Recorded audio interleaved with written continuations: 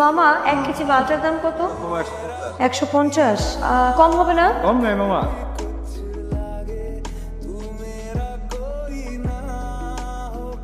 সুবহানাল্লাহ। জি by any chance আপনি কি আমাকে ফলো করছেন? না তো।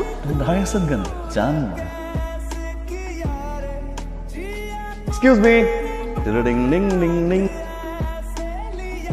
কাহিনীটা কি বলুন? রাস্তা চিনে ফেললেন, বাড়িটাও চিনে ফেললেন, ক্রাশ খেয়েছেন তাই তো? আচ্ছা টেল মি সামথিং, আপনি কবে থেকে আসলে আমার বাড়িটা চিনেন? আপনি বাড়িতে থাকেন কিনা আমি জানি না, তবে আমি এই বাড়িতে থাকি। এই বাড়িতে থাকেন? What a joke! আমি বাড়ির দোতলায় নতুন এসেছি। ক্রাশ খেয়েছে দোতলা, আপনি নতুন কি দোতলা নতুন ভাড়াটিয়া? নতুন ভাড়াটে। আপনার না? থ্যাঙ্কস। জি বাই দ্য ওয়ে আমি স্যাম, এই বাড়ির বাড়িওয়ালার ছেলে। আপনি? আমি ইশরাত, অফিসিয়ালি আপনাদের নতুন ভাড়াটে। এই দেখো কি কিরে মামা কি হয়েছে? কি রে কি হয়েছে তোর? জিনে মেনে ধরছে নাকি? আপনি ওদেরকে ভালো এনজয় করছেন, মানে অন্যান্য ভাড়াটিয়ারা অ্যাটলিস্ট 2 থেকে 3 বার কমপ্লেন দিত দিনে। বাবা মা আসলে অনেক সহজ সরল নয়, অকারণে কারোর সাথে লাগতে চাই। আপনি পেয়েছেন নাকি? আচ্ছা আপনার কোনো কাজ নেই? সারাক্ষণ শুধু ছাদে না হয় নিচে না হলে বাসায় থাকে। চাকরি করতে ভালো লাগে না, ব্যবসা করি। কিসের ব্যবসা শুনি? বাবার টাকা লোনের ব্যবসা। বৃষ্টি ভালো লাগে আপনার? আগে ভালো লাগতো না, এখন ভালো লাগে। আপনি ভিজবেন? যান ভিজুন। এটা কিন্তু জোস আসতো, ভালো হয়ে গেল।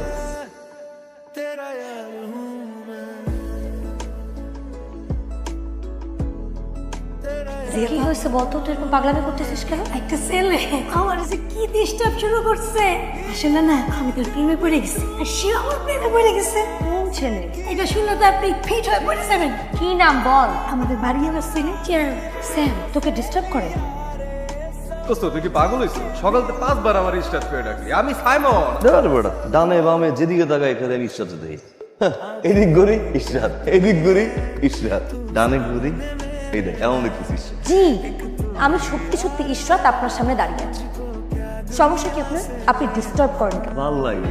আপনি যদি আর একবার বলো না, হাজার বার আমি তাকাই থাকবো। আপনি যদি আর একবার হালিমাকে ডিস্টার্ব করেন আমি ভুলে যাব আপনি আমার বাড়িওয়ালার ছেলে। হালিমাকে? এখন হালিমাকে চিনতে পারছেন না? যখন নিচ থেকে টাঙ্কি মারেন তখন মনে থাকে না হালিমাকে? আমার মনে হয় কি একটা মিসআন্ডারস্ট্যান্ডিং হচ্ছে। আমি হো মিসআন্ডারস্ট্যান্ডিং। এখন তো আপনি অস্বীকার করবেন, এমন ভান ধরবেন যে আপনি হালিমাকে চেনেনই না। হালিমা তুই বল। বাবা আমি বলতে পারবো না, আমার শরম লাগে। উনি যা করে আমার তাই ভালো লাগে। এই বেব একটা থাপ্পড় দেবো কিন্তু।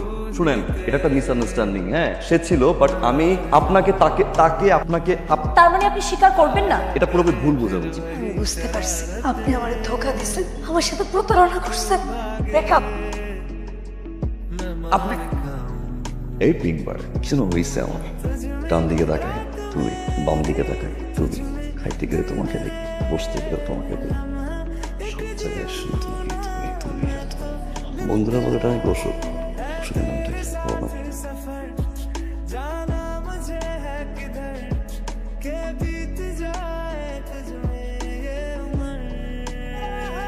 ইয়ে আপা ভাই একটা কথা বলতে এসেছিলাম।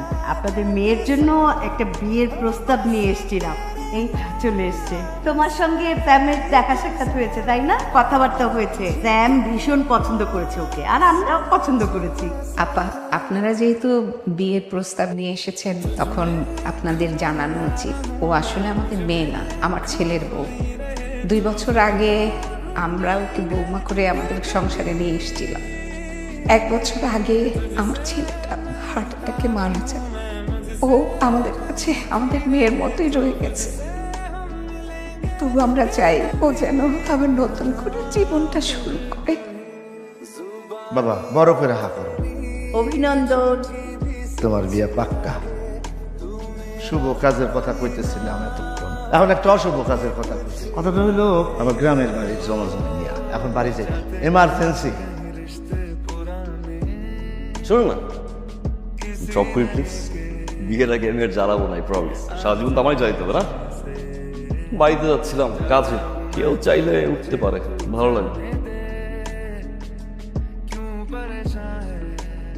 মা কলকাতার সামনে গেছি মা, সঙ্গে সঙ্গে জড়াই দিল। কিসের ঝামেলা? এই সামান্য ঝামেলার জন্য আমরা কি পাঠায় বাবা?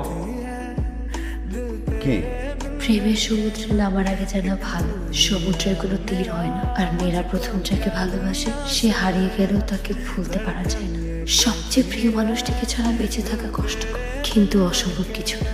আমার জীবনের প্রথম পুরুষ আপনি না, সে আমার স্বামী। আমি কোনোদিন তার জায়গায় অন্য কাউকে দিতে পারবো না। আমাকে ভুল বুঝবেন না, মনে করবেন কোনো একটা অসুখ হয়েছে, সেটা ভেবে আমাকে ভুলে যাবেন। রাত চলে গেছে। কোথায় গেছে বাবা? জানি না বাবা, আমাকে জানানি কেন? ইশরাত এসে বলল যে তোকে বিয়ে করতে পারবে না। আমি অনেক রিকোয়েস্ট করলাম, তারপরও এই চিঠিটা দিয়ে বলল তোকে দিতে। বাবারে, ওরে খুঁজে কোনো লাভ নেই। যে থাকতে চায় না তারে ধরে রাখা যায় না।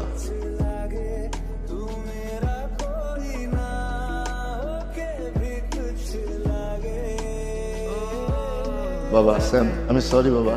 আমি আর তোর মা যখন জানতে পারলাম ইশরাতের আগে বিয়ে হয়েছিল, তখন এই বিষয়টা আমরা মানতে পারি না। সেই জন্য তোর গ্রামে পাঠিয়ে দিয়েছিলাম, আর ওদেরকে বলছিলাম রাত্রির ভিতরে বাড়ি ছেড়ে দিতে।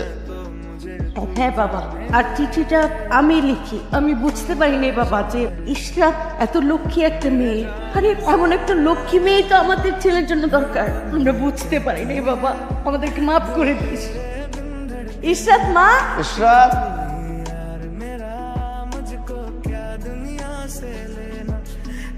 না বলে চলে গেছে। সহজে তো মাফ করবো।